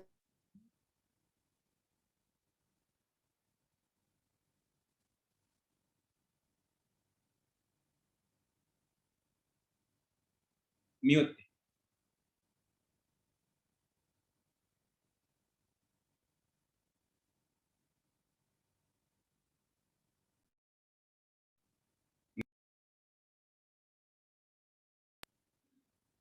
Suara Bung Chandra juga hilang. ya. Ya. Oke. Udah. Iya, nih memang ada masalah ini. Ya, kita tadi apresiasi juga banyak sekali di kolom chat. Mbak Asmi menitipkan salam dan doa juga untuk Mbak Asmi. Ya, makasih. Ya, dan ada dukungan juga untuk mengembalikan nama Husada seperti yang saya ini. Amin. Sadu, sadu, sadu. Ya, ini banyak sekali. Dari Pak Yaya Sunario juga titipan dari Pak Andi F. Noya. Ikut kampanye galang dana untuk kapal yang baru mulai benihbaik.com seperti ini ya. Kick Andy ini. Ini juga Kick Andy ini dokter ini sering kali diundang untuk tampil di Kick Andy. Oke. Tadi juga ada dari Pak Christopher menyampaikan melalui rapel.id bisa akan menyumbangkan setiap. Jadi rapel.id ini mengolah sampah-sampah bekas dijadikan daur ulang. Nanti hasil uangnya akan didonasikan untuk Dr. Lee. Ya, kita doakan saja semua bersama-sama bergotong royong bisa membantu Dr. Lee menyemangati lagi. Tapi ini masih ada masalah dengan Dr. Lee. Ya, mungkin Bung Asmi ingin menambahkan sesuatu? Ya. Sembari menunggu Papi ya. Saya berharap betul bagaimana kemudian karamnya kapal tersebut menjadi trubus ya. Timbulnya semangat baru bagi kita semua ya. Ini bukan hanya pekerjaan beliau tapi kita semua ya. Kita sudah mendengar bagaimana keterbatasan yang beliau hadapi ya, tapi tidak menyurutkan. Kita harus berbareng bergerak untuk kemudian secepat-cepatnya kapal itu kembali berlayar ya. Dan itu yang mesti kita kerjakan. Dan pada sisi lain bagaimana saya juga berharap nama daripada Rumah Sakit Husada kembali menjadi rumah sakit yang seng'i. Karena ini adalah nama yang memang ya pakai upacara itu nama ya, pakai doa. Dirubah begitu saja melalui sebuah sambutan seorang menteri ya, tanpa mengajak bicara. Nah, ini juga saya berharap bisa berbareng sebetulnya. Dan saya juga harus sampaikan ada beberapa pihak ya yang mengatakan pada saya, sudahlah Bang Asmi, kita perbaiki saja Rumah Sakit Husada ya. Yang kurang-kurangnya di mana kita perbaiki sama-sama, ya kan? Namanya itu saja. Ya. Prosesnya begitu ruwet, ya, manajemen, ya, administrasi, apa dan hukum dan lain-lain. Tapi saya bilang begini, Ketua, ya, Sekjen, Pak Chandra, ya. Yap. Kalau bagi orang Tionghoa barangkali, ya sebagian ada yang bisa menerima, sebagian tentu ada juga yang sangat mendukung. Saya ingin tegaskan bahwa posisi saya bukan orang Tionghoa. Saya orang Aceh. Saudara sebangsa dari etnis Tionghoa. Kalau barangkali saya yang mengalami penderitaan atau dizolimi, saya bisa memaafkan. Kalau saya yang mengalami musibah, saya sebagai objeknya, barangkali saya bisa memaafkan. Sebagaimana orang Tionghoa berupaya memaafkan kejadian pada masa yang lampau. Tapi berdasarkan koleksi yang ada di Museum Pustaka Peranakan Tionghoa, ketika saya mengetahui bahwa begitu hebat luar biasa jasa yang seng'i dan terpaksa dikubur karena nama Husada itu suatu rencana yang dahsyat, itu rekayasa memang. Saya sebagai saudaranya nggak bisa terima. Kalau orang Tionghoa terima, saya sebagai saudaranya orang Aceh nggak bisa terima. Nggak ada urusan sama orang Tionghoa sebetulnya. Jadi saudaranya yang nggak terima, gitu loh. Ini yang harus dipahami. Dan bagi orang Tionghoa sendiri, sebagian yang saya dapatkan ini, karena ini sudah menahun ya, dari tahun 2017 ide ini bergulir ya. Ini mereka juga mengatakan ya kembalikan nama itu, gitu ya. Tapi ada juga yang berupaya berdamai. Nah, saya ingin tegaskan itu. Jadi lagi-lagi tertusuk di dadamu, berdarah di dadaku. Kira-kira seperti itu semangat yang ingin saya sampaikan. Lanjut. Luar biasa. Terima kasih Pak Asmi. Ya. Ini memang luar biasa ini. Jadi lebih semangat Pak Asmi dibanding kita. Ya, kita harus apresiasi juga. Ini ada satu yang menarik Pak Asmi di kolom chat dari Pak Lukas Hendrata Hartono. Pak Asmi, terima kasih untuk acara Zoom ini. Hal ini mengingatkan hal yang mirip dengan pengalaman ayah saya, yang juga bernama Dr. Lee Seng Tong. Beliau juga kelahiran Padang. Sejarahnya pertama beliau membuka suatu cikal bakal rumah sakit di Soe TTS. TTS ini kalau tidak salah di Timur Tengah Selatan di Pulau Timor di NTT. Pada tahun 1942-an, bertugas daerah terpencil melayani daerah Timur Tengah Selatan dan sekarang sudah menjadi RSUD Soe. Setelah ada pengganti, beliau diminta kembali ke Pulau Jawa ke kota Semarang. Di sini beliau merupakan salah satu pendiri rumah sakit Tionghoa Wan yang sekarang beralih nama jadi Rumah Sakit Telogorejo. Saya jadi terharu mendengar pengalaman dari Dr. Lee. Semoga Pak Asmi juga bisa membantu sejarah ayah saya. Data dari Rumah Sakit Soe dan RS Tionghoa Iwan Semarang. Terima kasih. Salam hormat. Itu dicatat nomor teleponnya, Chan. Ya, ini Pak Lukas Hendrata Hartono. Atau kalau masih ada kita minta Pak Lukas nih untuk sharing juga di sini. Silakan angkat tangan Pak Lukas Hendrata. Itu sejarah juga yang luar biasa itu yang perlu kita angkat juga nanti. Ini ada keanehan sebetulnya, Jen. Ya. Saya agak merinding nih. Ini Lee lagi dari Padang. Dr. Lee itu dari Padang juga. Ya. Terus mayornya orang Padang yang sangat terkenal itu Lee juga, Lee Sai. Yang ketika Krakatau meletus mengirimkan bantuan kapal ke Bengkulu, bahkan mengirimkan bantuan satu kapal ke kampung halaman saya di Aceh. Itu Lee juga. Ini ada 3 Lee yang luar biasa ini. Sama-sama dari Padang lagi. Emang Padang ini masa lalunya luar biasa. Iya. Sudah terhubung ini mungkin. Sudah ada nih. Tapi sebelumnya saya mau baca satu komen dari Pak Budiko. Yang Sengi itu artinya memelihara kehidupan. Ya. Kita coba dengan Pak Lukas, silakan. Sudah di-unmute.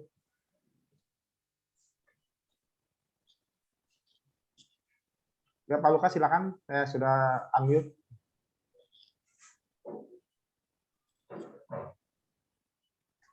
Wah, ini luar biasa ini. Lagi malam ini. Sayang banget nggak nyambung.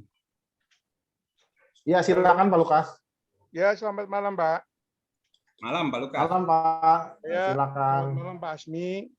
Ya, Pak Saya Lukas. sebagai putra nomor 5 dari Dr. Lee Seng Tong, yang kebetulan juga seorang dokter gigi, tinggal di Semarang. Saya mendengar cerita dari Dr. Lee juga, yang Lee Darmawani dari Padang. Saya teringat ayah saya yang sudah almarhum. Begitu juga berat perjuangan dia, kemudian mendirikan rumah sakit di Semarang dengan nama Tionghoa Iwan, sekarang sudah diganti dengan Rumah Sakit Telogorejo. Malah sekarang akan diganti dengan Semarang Medical Center. Hal itu yang sangat saya sayangkan. Data-data di Telogorejo ada. Saya juga pernah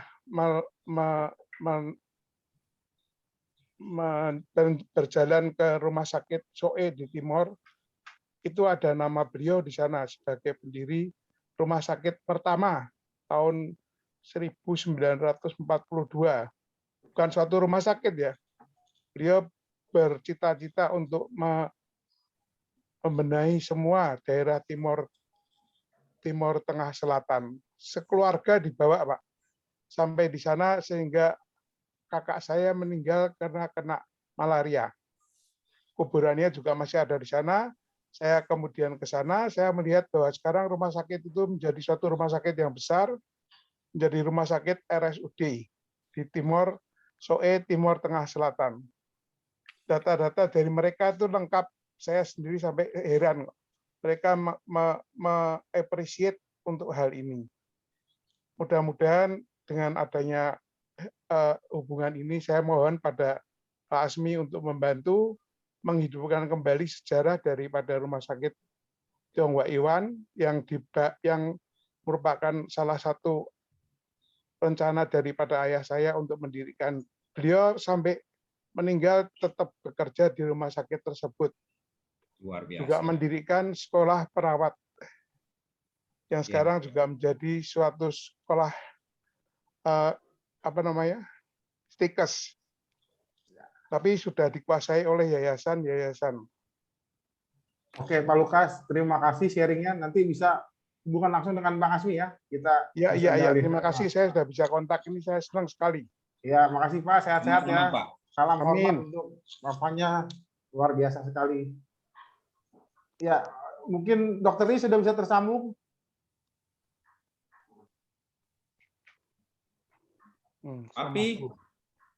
Papi Litek B. Nah, tuh. Kayaknya masih ada gangguan. Nah, kebetulan ini malam ini Bang Asmi. Ya. Jadi saya juga mau cerita sedikit. Di INTI ada namanya program beasiswa pelangi. Jadi memang khusus untuk anak-anak SMA yang tidak mampu. Kebetulan tahun ini salah satu lulusan atau penerima beasiswa pelangi ada yang diterima di Fakultas Kedokteran di Tarumanegara, di Universitas Tarumanegara ini. Dulu Dokter Lee juga sempat mengajar di sana. Ini kebetulan ada anaknya Natalia. Natalia jadi dari kecil bercita-cita dari dokter ya. Mungkin kita boleh minta dia bicara sebentar ya, bagaimana keinginannya menjadi dokter, apakah mungkin terinspirasi juga oleh Dokter Lee? Selamat malam semua. Ya, malam Natalia. Iya, saya sudah dengar penjelasan dari Dokter Lee tadi. Yang membuat saya terkesan itu ternyata tujuan saya dengan tujuan Dokter Lee itu sama, jadi sama-sama untuk membangun kemanusiaan. Saya juga sekarang ini bisa diterima di kedokteran itu berkat mukjizat Tuhan juga ya. Jadi kalau misalnya dari saya dengar, siapa yang akan membayar biaya kuliah kamu nanti? Banyak orang ngomong kayak gitu. Saya juga sekarang dalam keadaan seperti itu. Jadi saya yang dari hanya seorang murid SMA biasa, tiba-tiba dengan tampak spesial apapun, saya memberanikan diri untuk saya ingin jadi dokter. Saya bertekad kalau saya jadi dokter, seenggaknya saya bisa punya satu kemampuan yang saya bisa membantu orang dari segi kemanusiaan. Dan itu telah membuatkan tekad saya. Jadi saya harus masuk. Saya sudah masuk, sudah bekerja keras di dalam situ. Saya sangat bersyukur bisa diterima di Fakultas Kedokteran. Dan saya bersyukur, namun saya mengalami kendala yang sama dirasakan seperti Dokter Lee juga saat waktu usia saya menempuh pendidikan. Dan siapa yang akan bayar? Dan itu membuat saya mengalami keterbatasan di sini. Terima kasih. Ya, terima kasih Natalia. Jadi Natalia bukan dari keluarga yang luar biasa, tapi keluarga sederhana, Bang Asmi. Cuman tekadnya untuk menjadi dokter yang membuat dia maju ini bukan sembarangan ini. Juara umum dari kelas 1 SMA sampai kelas 3. Wow. Dari sekolah Chandranaya, Sin Ming Hui. Wah. Aduh, ini jadi terinspirasi menjadi dokter walaupun dengan keterbatasan dia. Dan sekarang masih sedang mencari beasiswa supaya dia bisa masuk atau kuliah di Fakultas Kedokteran Untar. Kita doakan supaya Natalia juga bisa menyelesaikan studi dan menjadi dokter minimal seperti Dokter Lee lah. Ya. Semangat Natalia. Nekat, tekad, dan gila ya. Harus gila. Iya. Itu Pak Teguh boleh dibuka? Ya, silakan Pak Teguh, silakan. Iya, saya dari Semarang. Ya, saya kenal baik dengan tadi Pak Lukas, jadi anaknya Dr. Lee Seng Tong. Jadi kita bekerja di rumah sakit yang sama, di rumah sakit saat ini namanya MC, Semarang Medical Center, tapi asal mulanya adalah Tionghoa Iwan. Gitu. Jadi yang ingin saya tanyakan, Pak Chandra, itu ada suatu kelompok yang dinamakan Forkom. Forkom itu adalah kelompok rumah sakit dari yang didirikan oleh kelompok Tionghoa. Jadi biasanya rumah sakit ini mempunyai program yang sama. Seperti yang akhir-akhir ini menerima vaksinasi COVID yang khusus untuk BUMN yang terakhir ini. Nah, Forkom ini apakah rumah sakit Husada termasuk? Itu pertanyaan saya yang pertama. Kedua, mengenai usulan mengganti nama dari Husada, apakah itu tidak lebih baik apabila dibicarakan dalam forum komunikasinya itu? Jadi kita bisa bareng semuanya gitu. Tidak hanya satu Husada, yang Seng'i, dan yang lain-lain. Kalau memang itu bisa terlaksana. Tapi ada satu catatan dari saya, bahwa apakah jiwa dari pendiri-pendiri rumah sakit ini masih ada? Itu yang menjadi pertanyaan saya yang ya ingin saya utarakan untuk bisa dibahas di sini. Terima kasih. Ya, makasih Pak Teguh, informasi yang sangat berharga ini, Bung Asmi. Iya. Jadi kalau Pak Teguh sudah sampai di level teknis, dia menyarankan ada komunikasi dan diskusi. Kita masih mencoba dengan Dr. Lee, seperti ada gangguan, Dr. Lee masih belum bisa suaranya ya. Iya, suaranya masih belum bisa menyapa kita lagi. Ya. Nih. Silakan Bu Asmi kalau ingin ditanggapi dari Pak Teguh tadi. Ya, terima kasih Dr. Teguh. Salam hormat, Soja. Ini orang tua kami juga dari Semarang. Cuman kadang-kadang orang tua ada yang disimpan omongannya. Anaknya baru tahu sekarang ini. Entah apa lagi Forkom itu. Saya juga baru dengar ini. Jadi ya terima kasih sekali Dr. Teguh. Jadi itu informasi yang sangat penting bagi kami. Kalau Dr. Teguh menanyakan apakah masih ada jiwa dan semangat, barusan ada jiwa dan semangat. Ya, Natalia Angelina, namanya itu kombinasi yang mematikan itu. Namanya itu penuh semangat, ya. Mematikan bagi hal-hal buruk maksudnya, ya begitu. Malaikat itu. Ya, malaikat itu. Jadi pertanyaannya langsung terjawab itu Dr. Teguh. Dan jiwa-jiwa seperti ini perlu dibebaskan. Natalia juga perlu pembebasan kalau dari kisahnya tadi. Dan itu menjadi tantangan kita semua. Menarik sekali bagaimana kita saran dari Dr. Teguh agar kemudian ini dibicarakan dengan berbagai yayasan yang ada mengelola rumah sakit Tionghoa, ya seperti Tionghoa Iwan di sana. Bapak Teguh ini sebetulnya Bang Chandra. Ya. Dia juga orang tuanya, kakeknya itu salah satu yang mendirikan juga. Ini nih keluarga filantropi dari Semarang ini. Ya. Sudah terlihat tadi dari bahasa dan beliau ini wajahnya. Ini satu garis ini sama Dr. Lee ini. Kelakuannya juga sama dan gila juga. Ya. Iya. Ya, ini guru kita ini. Guru kita ini luar biasa. Setiap kota ada yang kayak gini. Ya, Dr. Teguh. Nah, saya mungkin ingin menanggapi begini, Pak Dokter. Dulu ketika nama ini diganti itu tanpa meminta persetujuan yayasan, tanpa mengajak duduk orang-orang Tionghoa, main ganti saja. Itu adalah proses sejarah yang saya dapatkan dari koleksi Museum Pustaka Peranakan Tionghoa. Barangkali ada informasi lain, kami juga menunggu itu. Nah, ketika ini kita bicarakan di kalangan internal kita misalnya, tentu ini akan membawa polemik. Ini persoalannya adalah regulasi, ya. Outsider yang kemudian membuat satu perubahan yang cukup ekstrim, ya merubah nama itu. Memang ini harus dikembalikan kepada pihak pemerintahan tentunya. Bagaimana kebijakan mereka bisa dievaluasi, ya kita bisa sampaikan langsung ke sana. Karena kalau mengajak bicara pihak yayasan, ini saya yakin yayasan juga entah 7-8 fraksi di dalamnya, ya. ada yang partai hijau, kuning, merah, dan lain-lain. Bisa ribet ini urusannya. Tapi kalau bersama-sama kita menghadap kepada pemangku kekuasaan, barangkali lebih mudah. Ini memang strateginya. Kalau enggak, kita dibiarkan nanti saling cakar di antara kita. Dan dulunya enggak diminta kok. Mereka datang tiba-tiba dengan regulasi seperti itu. Tetapi walau bagaimanapun, apa yang dokter sampaikan itu menjadi masukan yang sangat berharga untuk langkah. Jadi, baru tahu Forkom, kami akan kejar Forkom ini siapa untuk kemudian mencoba meminta pencerahan ya, nasihat dari mereka. Tentu itu orang-orang tua kita juga. Nanti saya akan coba.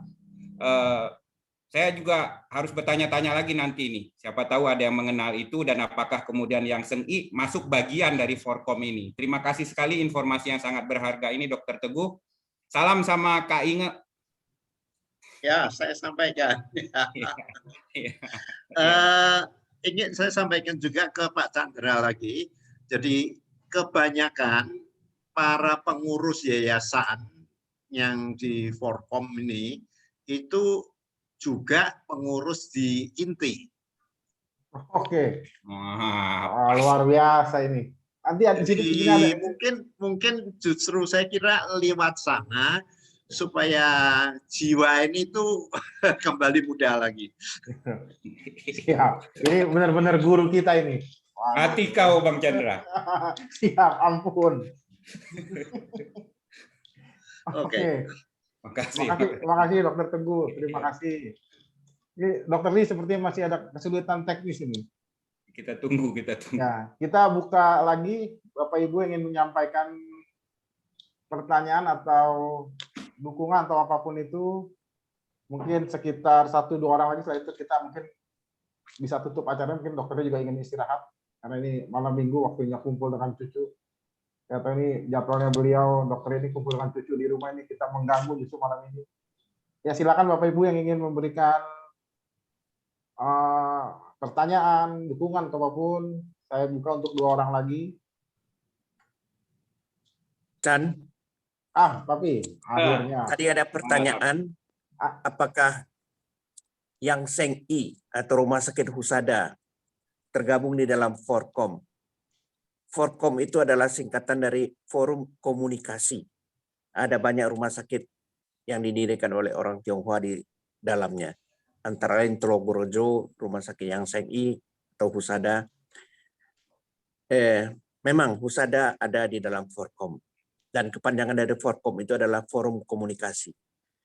Dan tadi tentang mengembalikan nama Husada menjadi yang Seng-I, itu tentu prosesnya tidak segampang seperti yang kita pikirkan. Ada kelompok yang setuju, ada kelompok yang kontra. Biasanya sebagian besar yang kontra itu memikirkan atau mempertimbangkan sulitnya mengganti nama itu menjadi kembali ke yang Seng-I karena proses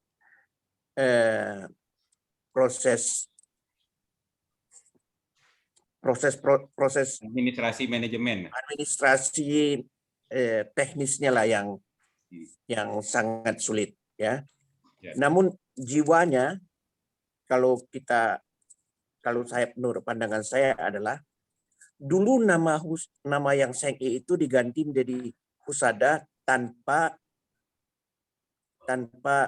melibatkan orang-orang Husada. Apakah setuju atau tidak diganti menjadi Husada.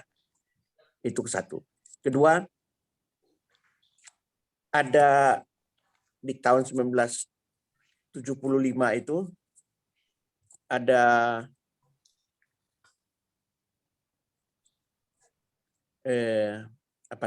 ada arogansi dari pihak pemerintah untuk mengignore golongan tertentu, etnis tertentu yang minoritas, dan perbuatan ini adalah suatu perbuatan semena-mena kalau menurut pendapat saya di hari ini. Mengganti nama tanpa persetujuan, tanpa meminta pertimbangan dari orang atau rumah sakit yang mau diganti namanya. Kalau mau diganti kembali menjadi yang Seng-I, tentu juga harus dipikirkan prosedurnya yang berbelit-belit. barangkali sebagai jalan keluarnya, jalan tengah yang bisa ditempuh barangkali adalah Rumah Sakit Husada, lalu di bawahnya ditulis dahulu Yang Seng-I. Jadi kita tidak melupakan sejarah, di lain pihak kita tidak usah menempuh prosedur yang berbelit-belit. Itu sumbang pikiran dari saya. Makasih, Papi. Ini juga ada lagi di kolom chat, Mas Asmi, dari Pak Gatot nih, Ketua Inti Jawa Timur. Ada namanya Rumah Sakit Adi Husada. Dulu namanya Tionghoa Iwan juga. Pak Gatot mungkin kalau bisa ikut sharing nih. Jadi kita bisa tahu banyak sekali ternyata rumah sakit Tionghoa yang sudah berganti nama juga.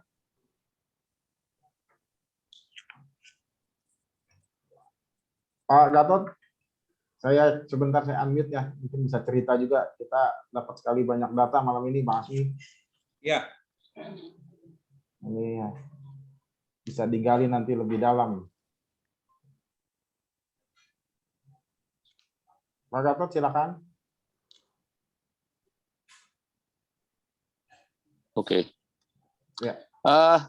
Saya lihat yang hadir di Zoom ini ada seorang pengurus dari perkumpulan Tionghoa Iwan juga, Adi Husada. Pak Taufan Hidayat di situ kalau nggak salah. Oke. Juga orang inti. Orang inti juga, waduh. Oh, orang inti. Orang inti bertebaran di mana-mana. Oke, wah, luar biasa. Sekretaris inti kita, inti Jatim juga Pak Alek, itu juga orang Adi Husada juga. Wah, luar biasa. Tentang sejarah awalnya saya bukan orang Surabaya, jadi kurang paham. Mungkin Pak Taufan bisa memberikan penjelasannya lebih komplit ya. Ya.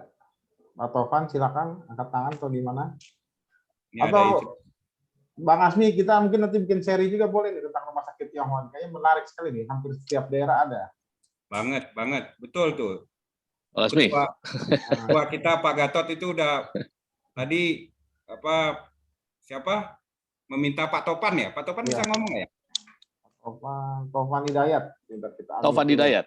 Ya, bentar ya, saya ambil dulu. Ini instruksi ketua ini. Aduh. Nah, ikut-ikut lah kalau gitu udah. Kita pikir dulu. Ya, atau mungkin sulit tersambung kali ya. Iya. Memang itu menarik itu Bang Chandra yang Pak Gatot sampaikan, ketua kita di Jawa Timur. Karena ini kan tahun berdirinya juga agak-agak mirip ya. Tahun 27 kalau saya tidak salah ingat. Iya, sekitar itulah. Sekitar itu ya.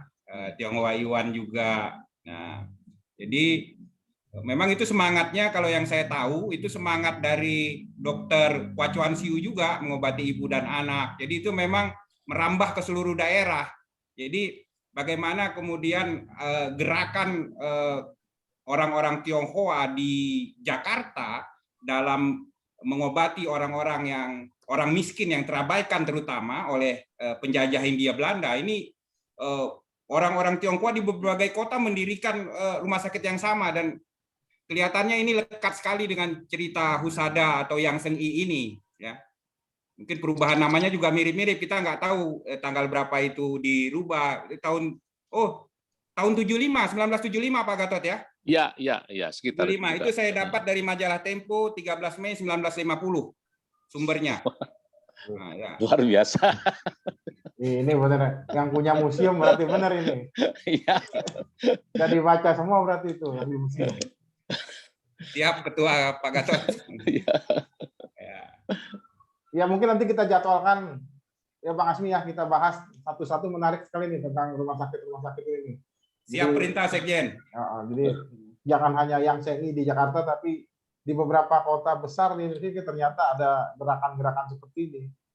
Ini mungkin nanti bisa memunculkan Natalia baru yang menjadi dokter, anak-anak muda Tionghoa yang ingin mengabdi.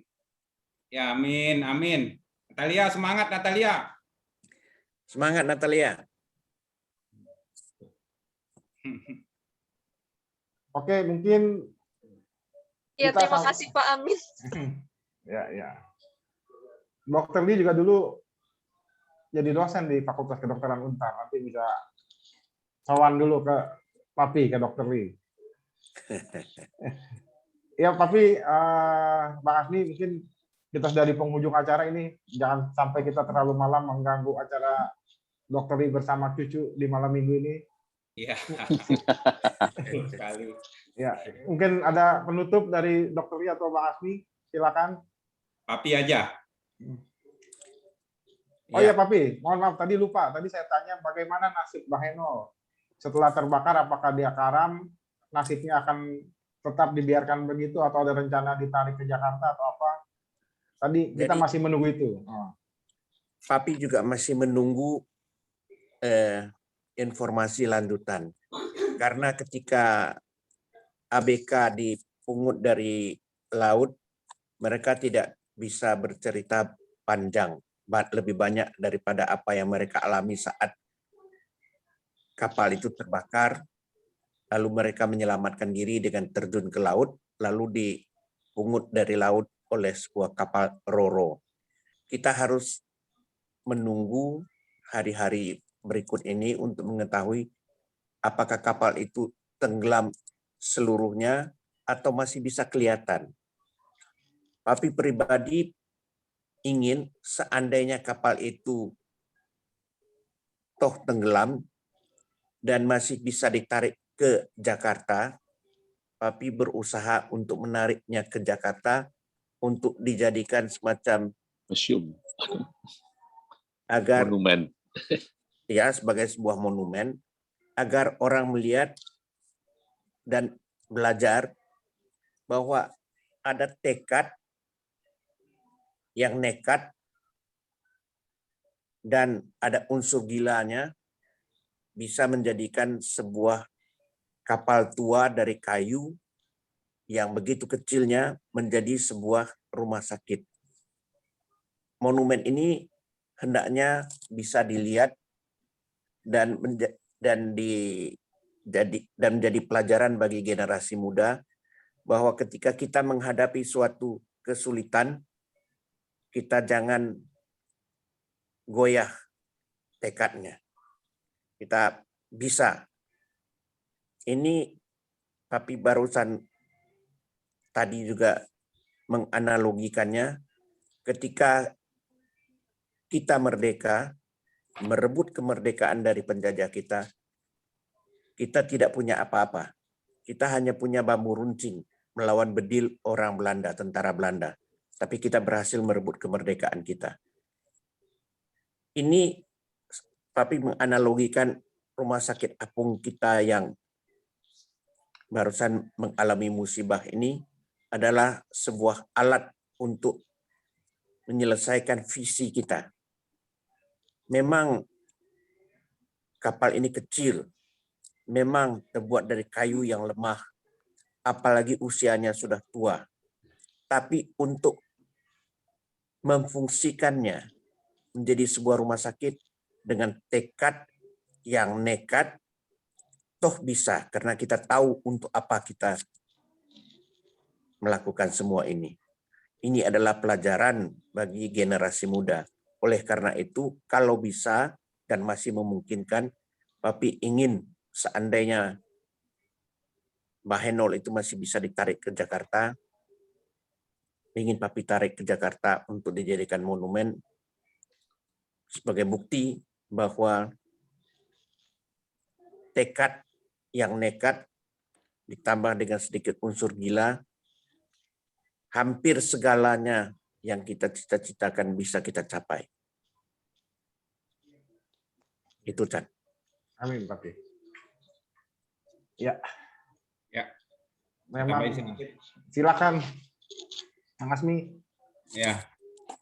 Dari Rumah Sakit Yang Seng-I dan Dr. Kwa Chuan Siu bersama teman-temannya pada suatu masa yang lampau, 1924. Kita menyaksikan bagaimana mereka adalah bagian daripada pejuang-pejuang kemerdekaan. Mereka bekerja sebaik-baiknya, sehormat-hormatnya, sampai negeri ini bebas dari segala penjajahan. Kemudian kita saksikan Rumah Sakit Apung bersama Papi Dr. Lee Darmawan beserta teman-teman murid-murid beliau,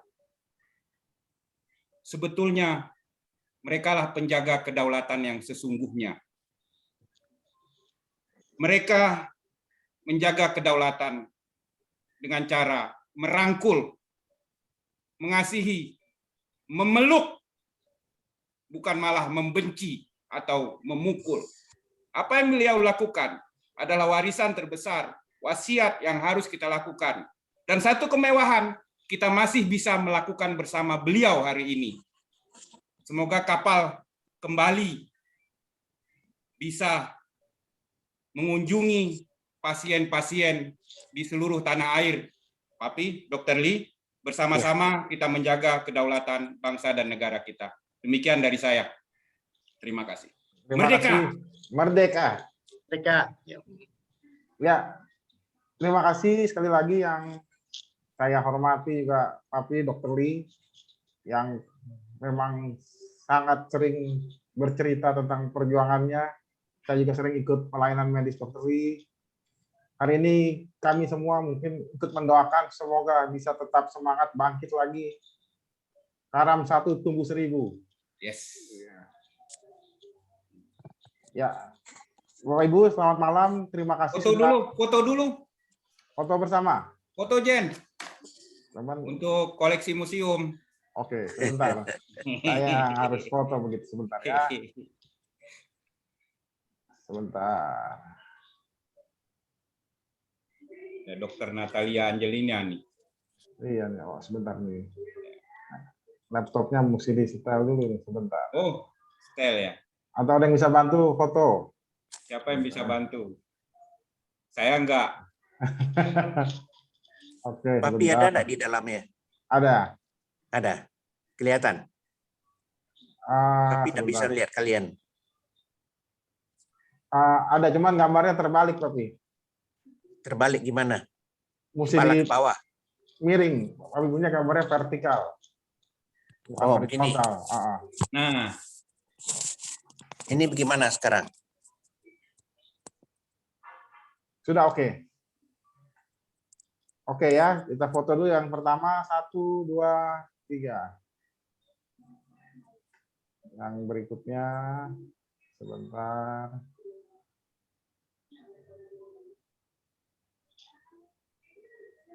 luar biasa pesertanya ini masih bertahan. Ya, ini luar biasa karena moderator dan narasumbernya ini luar biasa malam ini. Ya. Papila. Oke. Yang kedua ya, sebentar. Oke. Ya, sudah. Sekali lagi. Tangan mengepal lah. Ya. Biar ada semangatnya begitu loh. Oke. Aduh, rindu kita bisa bersama ini. Ya. Sebentar ya, hitungan ketiga. 1. Sebentar. Ya, jangan mendahului host ini, tidak boleh. Pelanggaran itu. Oke, tangan mengepal ya. Iya.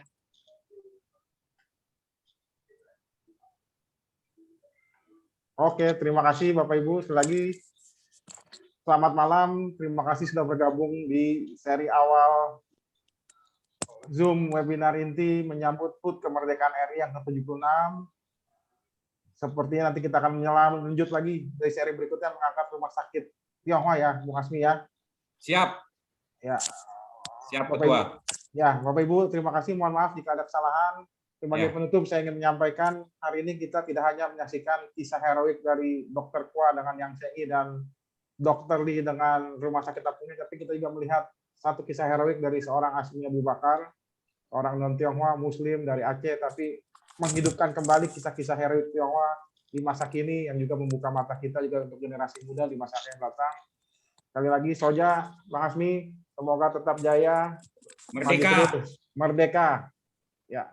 Terima kasih. Selamat malam, Bapak Ibu. Kita akhiri Zoom kita pada malam hari ini. Selamat malam. Selamat malam. Terima kasih. Makasih, Papi. Terima kasih Pak Asmi. Malam. Terima kasih Chan. Terima Makasih, kasih Bang. semuanya. Teguh. Bye-bye. Yo. Ya, Pak Lukas. Aduh, rasanya nggak pengen berpisah ini. Ya, nanti kita lanjut di Zoom berikutnya. Nanti kita kontak Ya. masing-masing dari Surabaya dan Semarang tadi. Ya, Oke. Saya tutup Zoom malam ini ya. Terima kasih Bapak Ibu. Salam sehat untuk semuanya. dadah Natalia. Semangat ya. Saya mau ketemu nanti. Nanti kita atur untuk ketemu. Ya, siap. Ya, yuk, makasih.